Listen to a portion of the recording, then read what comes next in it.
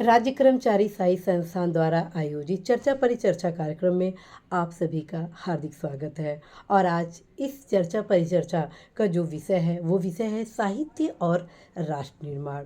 और हमारे बीच हमारे मुख्य वक्ता के रूप में आज इस कार्यक्रम में पधारे हैं श्री मुनेंद्र शुक्ला जी, जो बताएंगे कि किस प्रकार से साहित्य राष्ट्र निर्माण में अपना महत्वपूर्ण भूमिका संपादित कर रहा है। तो सबसे पहले मैं आपका हृदय तल से इस कार्यक्रम में बहुत बहुत स्वागत करती हूँ और चाहती हूँ कि आप हमारे श्रोतागण, हमारे जो साहित्य सुधी हैं, उनके समक्ष अपने विचारों को व्यक्त करें कि किस प्रकार से साहित्य राष्ट्र निर्माण में अपनी महत्वपूर्ण भूमिका संपादित करता है। देखिए, साहित्य जो है वो अब तो व्यवसाय के रूप में भी लिया जाने लगा। लेकिन साहित्य का मतलब है आदमी को, सबसे पहली बेसिक बात है कि वो आदमी को आदमी बने रहने की एक कला सिखाता है। बहुत खूब, सही बात है कि आप कैसे आदमी बने रहें। अब जब आप आदमी बन जाएंगे तो फिर हो सकता है कि फिर आप अपने समाज को देखेंगे, समाज से फिर देश को देखेंगे, देश से फिर आगे मानव को देखेंगे, तो राष्ट्र निर्माण अपने आप हो जाएगा। एकदम सही बात है। अब हम अगर खुद साहित्य से अलग होते जा रहे हैं, अब आज कारण क्या है, साहित्य से आदमी अलग होता जा रहा है। अब पिक्चर देख लेगा, यूट्यूब पे देख लेगा, अगर हमें मालूम है कि सीमा जी हमारी परिचित हैं तो हम उसमें लाइक कर देंगे, और नहीं परिचित हैं तो आगे बढ़ जाते हैं। ये गलत है। अगर अच्छा साहित्य कहीं भी मिले उसको एक तो पढ़ना चाहिए, बिल्कुल, जो कि आजकल बहुत ही कम हो गया है। आदमी अपने ही कहता हमने लिख डाला, अब तुम पढ़ो, हम काहे पढ़ें। हाँ, इसी सोच को बदलना है। इस सोच को बहुत जरूरी है, इस सोच को बदला इस जाए। सोच को बदला जाए।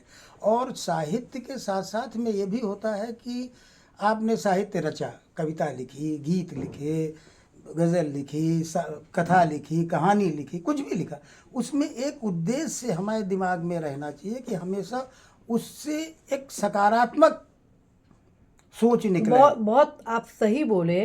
और यही सोच कहीं हमारे 1857 की क्रांति के पूर्व के जो हमारे साहित्यकारों का था, जिन्होंने अपने लेखनी के माध्यम से राष्ट्रवाद की भावना को प्रखर किया। वो नहीं खाली और ये स्वतंत्रता, एक सोच डेवलप की है वो। ये स्वतंत्रता में जो वो नहीं कि जिन्होंने बंदूक चलाई, जिन्होंने वो किया, वही साहित्यकार की बड़ी अहम भूमिका थी। वो अपने साहित्य से ऐसी ऐसी बातें करता था कि आपके मन में उद्वेलना होती थी और आप भी अपने उसमें आगे बढ़ते थे।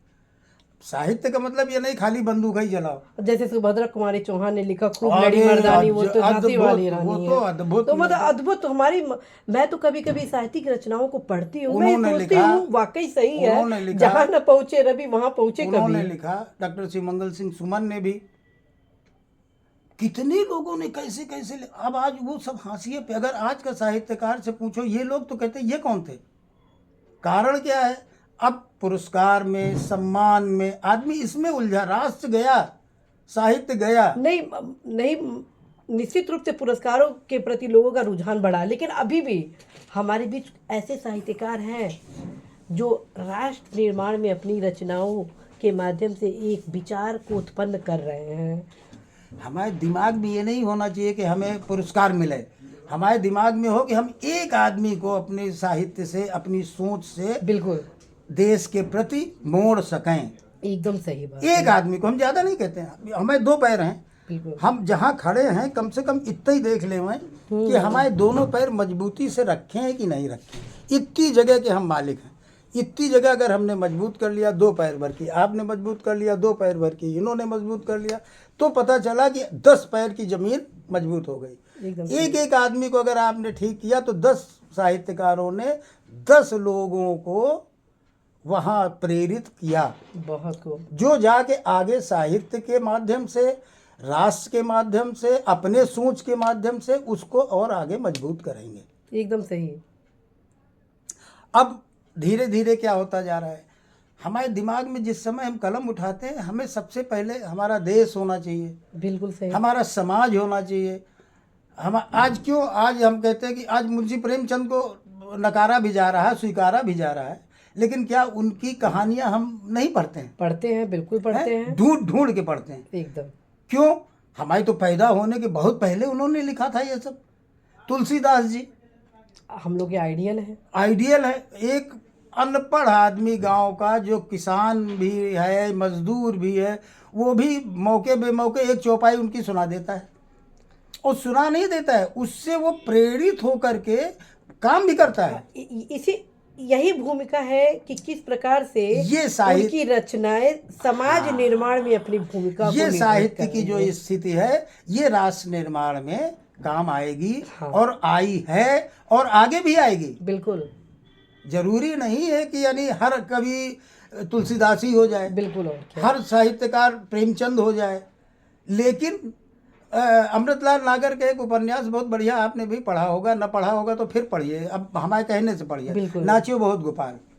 उसमें यथार्थ की कहानी है, यथार्थ बिल्कुल हूबहू, जैसे कि आप सचिवालय में अधिकारी हैं तो वो खाली नाम उन्होंने बदला है। और हमने एक दिन ऐसे ही, हमारे यहाँ तो आते रहते थे, तो हमने पूछा, हमने कहा ये लिखी कैसे आपने?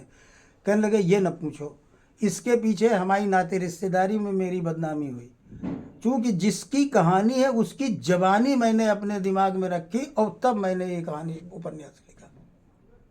और वो जो इनकी वो है, वो नायिका, वो वास्तव में ब्राह्मण थी, लेकिन उसको मजबूर होकर के भंगी बनना पड़ा। ये नाचियो बहुत, एक बार आप पढ़िएगा जरूर उसको। नहीं, बिल्कुल बिल्कुल। यहाँ होगी हमारी समझ से, और न हो तो हमें बताइएगा, हम आपको नहीं, बिल्कुल बिल्कुल हम पढ़ेंगे। बहुत पढ़िए, बहुत पढ़िए। तो हम आपसे ये जानना चाहते हैं कि हम हमारे श्रोतागण के पास एक संदेश जाए कि यदि जो चुनौतियां वर्तमान में हम देख रहे हैं, गरीबी, बेरोजगारी, भुखमरी, आश्रय, अभी भी थोड़ी बहुत जो हैं, हालांकि आज माननीय सरकार द्वारा तमाम प्रकार की कल्याणकारी योजनाएं चलाई जा रही हैं, जिसका लाभ हमारे देशवासियों को मिल रहा है, और आज हमारा भारत एक उन्नत भारत की ओर अग्रसित हो रहा है। बड़े हर्ष के और गौरव के साथ आपको मैं बताना चाहती हूँ और श्रोतागण को भी बताना चाहती हूँ कि आज एक परिस्थिति चेंज हो चुकी है। आज हमारे भारत का जो परिदृश्य है पूरे विश्व में, उसको स्थिति को स्वीकार किया जा रहा है। तो उस स्थिति को और भी स्ट्रॉन्ग करने के लिए भारत को एक समुचित राष्ट्र, अखिल अखंड के रूप में जो हम लोग परिकल्पना कर रहे हैं, वैश्विक स्तर पर उसको स्थापित करने के लिए साहित्यकार को अपनी रचनाओं में किस प्रकार का बदलाव करना चाहिए, वो समाधान की कौन कौन सी बिंदुओं को अंकित करना चाहिए, जिससे हमारा राष्ट्र पूरे विश्व का एक परचम लहराने का काम करे। देखिए, साहित्य और आदमी, अभी आपने बताया ना गरीबी है, नहीं गरीबी नहीं है, समस्या है। हाँ, मतलब जो है, जहाँ पर मानव है वहाँ समस्या है। ये दोनों एक सिक्के के दो पहलू हैं। जहाँ पर लोग होंगे समस्या भी होगी, क्योंकि हर कुछ तो आपके मन से नहीं होगा, और जब आपके मन से नहीं होगा तो समस्या होगी। अब आपको सोचना है कि आप अपने विचारों में ये सोचें कि नहीं ये है तो इसको भी, अगर हमें जाड़ा लग रहा है तो इसे भी जाड़ा लग रहा होगा। जब तक ये सोच हमारे अंदर डेवलप नहीं होगी तो हम दूसरे की परेशानी नहीं समझेंगे। बहुत खूब है। और जब हम दूसरे की परेशानी समझेंगे, हम सोच लेंगे कि इसने 3 दिन से रोटी नहीं खाई, हमने अपना लंच बॉक्स खोला और 2 रोटी इसको खिला दी, अब ये थोड़ा सा सजग हो गया आदमी, अब वो आपकी बात को मान रहा है, और उन चुनौतियों से सामना करने की उसके अंदर शक्ति तो आ गई। तो समस्या आज से नहीं है, आदिकाल से है।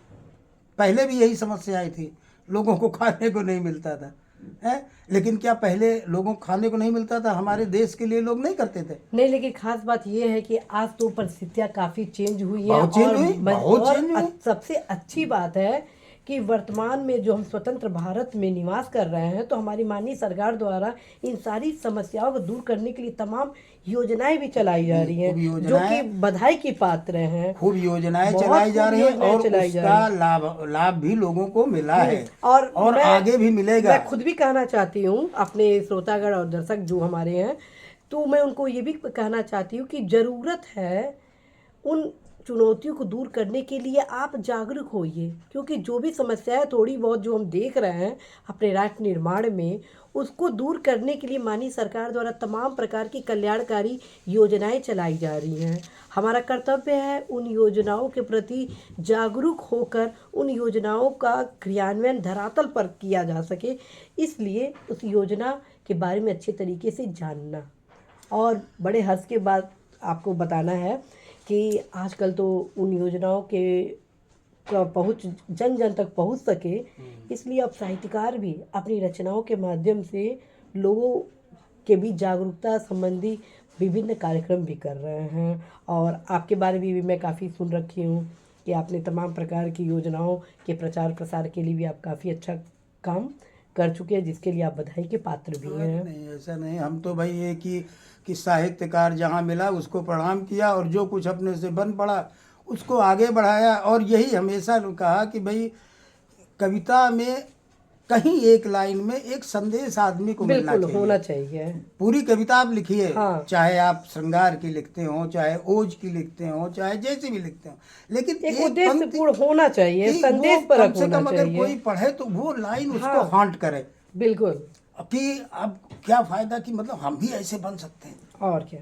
और जब हमारे अंदर एक कविता आएगी, दो कविता आएगी, तो फिर एक दिन हम देख देख के ही आदमी बन जाता है। सही बात है। मेरा खुद का ऐसा मानना है कि हम जो साहित्यकार कविगण हैं, तो हमारा कर्तव्य ये भी होना चाहिए कि हम ओज को लिखें, साथ में जो माननीय सरकार द्वारा योजनाएं चलाई जा रही हैं उनका बेहतर क्रियान्वयन हो सके, और उसके प्रति लोगों की जानकारी बढ़ाने के लिए अपनी कविताओं में उन सब चीज़ों को रखें। जैसे बेटी बचाओ बेटी पढ़ाओ, जब माननीय सरकार द्वारा बेटी बचाओ बेटी पढ़ाओ योजना को चलाया गया, तत्क्रम में तमाम प्रकार की कविताएं आने लगी, जिसके कारण आज बेटियां समुन्नत भारत के निर्माण में अपने योगदान की उन्मुख है। तो कहीं ना कहीं राष्ट्र निर्माण में हमारे जो साहित्यकार की लेखनी है वो अत्यंत महत्वपूर्ण भूमिका निभा रही है। अत्यंत महत्वपूर्ण। नहीं, हम तो यही कहेंगे कि सरकार और लोगों की अपेक्षाएं, संस्थाओं की अपेक्षाएं साहित्यकार ही है जो वो बात हमारे तक पहुंचाता है और हमें प्रेरित करता है कि हम उस तरफ बढ़ें। बिल्कुल। ये सिर्फ साहित्यकार ही कर सकता है, क्योंकि कविता में क्या होता है, ये कर्णप्रिय होती है। अगर ऐसे हम आपको भाषण दें में तो हो सकता है आपको अच्छा न लगे, लेकिन अगर वही चीज़ हम कविता में कह रहे हैं, गीत में कह रहे हैं, तो हमारे कानों को अच्छा लगा तो हमारे और मन को, और जहाँ पर 2% अच्छा लग रहा था वहाँ 20% अच्छा लगता है। इसीलिए ये गाने, इसीलिए ये क्यों आए, इसीलिए आए। हाँ, और क्या। तो इसलिए साहित्यकार की बहुत बड़ी भूमिका है। और रही बात ओज की, जैसे अभी आपने बताई, ओज में सिर्फ जो है खाली तुमको मारेंगे, तुमको हटा देंगे, तुमको, ये नहीं है। ओज में उसका सलूशन भी तो और दीजिए, क्या, बिल्कुल समाधान भी तो दीजिए बाबा। हमको याद है पंडित धर्मपाल अवस्थी की वो चंद्रशेखर आज़ाद पे कविता, अरे जिस समय पढ़ते थे हम कहते हैं कि अच्छे खासे आदमी के रोंगटे खड़े हो जाते थे, उसके अंदर एक बार वो होती थी। तो इस तरह के चरित्र को आगे बढ़ाने का काम सिर्फ साहित्यकार ही तो करेगा, बिल्कुल और तो कोई करेगा नहीं। बिल्कुल। क्योंकि अब चंद्रशेखर आज़ाद कब पैदा हुए थे, उनका परिवार कब मर खप गया, लेकिन हम आप तो हैं।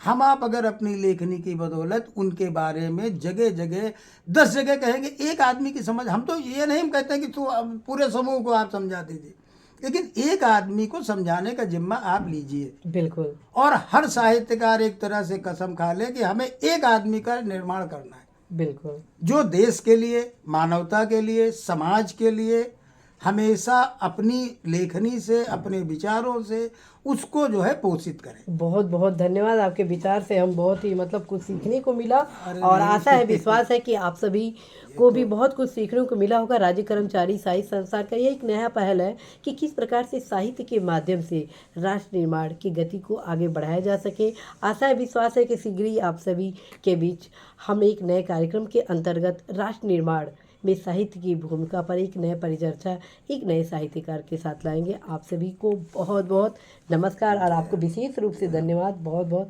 धन्यवाद।